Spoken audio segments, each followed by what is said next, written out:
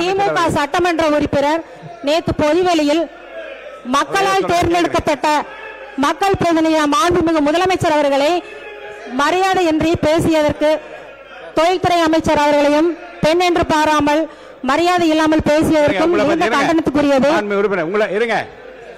அவங்க வந்து இல்லங்க இல்ல உங்களில் ஒருவர் பேசியதை பற்றி அவங்க பேசுறாங்க. என்னாலும் கொஞ்சம் செவிமடுத்து கேளுங்க.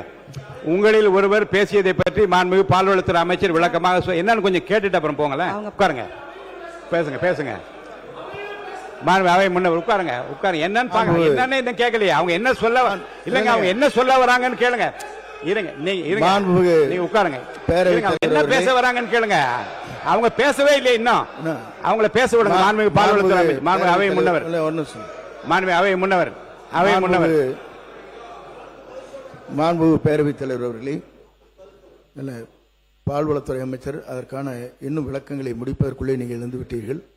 ஆகிய அருள் கூர்ந்து அவருடைய கருத்துக்களை கேட்டதற்கு பிறகு உங்கள் கருத்துக்களை ஒருவர் எழுந்து சொல்லலாம். ஏன்னா எத்தனை பேர் ஒட்டுக்க இருந்துச்சிங்கன்னா எப்படி நடைமுறையே இல்லாது எல்லாரும் அதான் சொன்னாங்க. யாரோ ஒருத்தர் நீங்க சொல்லலாம்.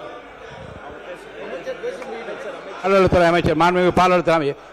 மாண்புமிகு பேரவைத் தலைவர் அவர்களே, திமுக சட்டமன்ற உறுப்பினர் நேற்று பொது இடத்தில் வந்து பொதுக்கூட்டத்தில் வந்து மாண்புமிகு முதலமைச்சர் அவர்களை மரியாதையின்றியும் அமைச்சர் மற்றும் அமைச்சர் அவர்களை மரியாதை என்றும் தரக்குறைவாக பேசியிருக்காரு. இது வந்து பெரிய கண்டனத்துக்குரியது.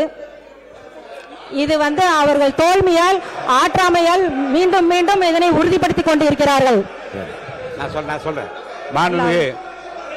மாண்புமிகு நீர்வளத்துறை அமைச்சர் இருங்க. ஏற்பட்ட விளைவுகளை பற்றி விளக்கமா சொல்லுங்க.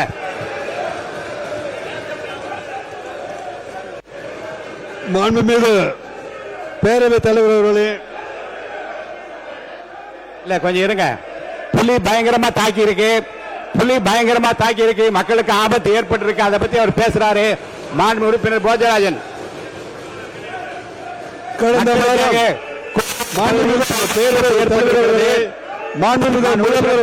பேசுறது கொஞ்சம் கேட்போம்.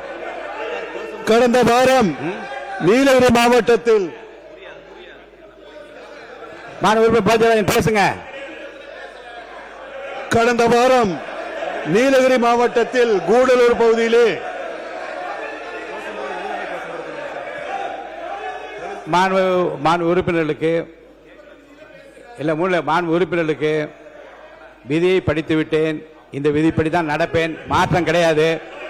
நீங்கள் வந்து எதிர்த்து குரல் கொடுப்பதாக இருந்தால் தாராளமாக நீங்க வெளியே சென்று குரல் கொடுக்கலாம். அவைக்குள்ளே நான் இதை அனுமதிக்க முடியாது. மாண்பு உறுப்பினர் போஜராஜன் பேசுறீங்களா? அவை முன்னவர், மாண்புமிகு பேரவைத் தலைவர் அவர்களே, 110 விதியின் கீழ் உங்களுக்குள்ள ஒரு முடிவு எடுங்க. சீக்கிரமா உங்களுக்குள்ள ஒரு முடிவு எடுங்க. என்ன செய்யலாம் என்பதை பற்றி ஒரு முடிவு எடுத்து நீங்க அமைதியாக நான் நடத்துவதற்கு எனக்கு வழிவகை செய்யுங்க. மாண்பு அவை முன்னவர், 110 விதியின் கீழ் முதலமைச்சர் அவர்கள் அறிவித்ததற்கு பிறகு என்றைக்குமே அது விவாதம் செய்து மாண்பு உறுப்பினர் அவை முன்னவர் வாங்க வாங்க வாங்க வாங்க கொஞ்சம். மாண்பு புலி அவை காவலர்கள் வந்து அதிகமான குரல் கொடுக்காம இல்லைங்க. மாண்பு அமைதியா நீங்க வருங்க இருங்க. இல்ல நீங்க அவை காவலர்கள் வந்து குரல் கொடுக்காம அவங்களை போக சொல்லுங்க. மாண்பு திராவிட முன்னேற்ற கழக உறுப்பினர் தன் தொகுதியில் ஏற்பட்டுள்ள புலிகள் தாக்கியதால் ஏற்பட்டுள்ள அபாயம் குறித்து பேசுகிறார். மாண்பு உறுப்பினர் திராவிட முன்னேற்ற கழக உறுப்பினர்களை பேச அழைக்கின்றேன்.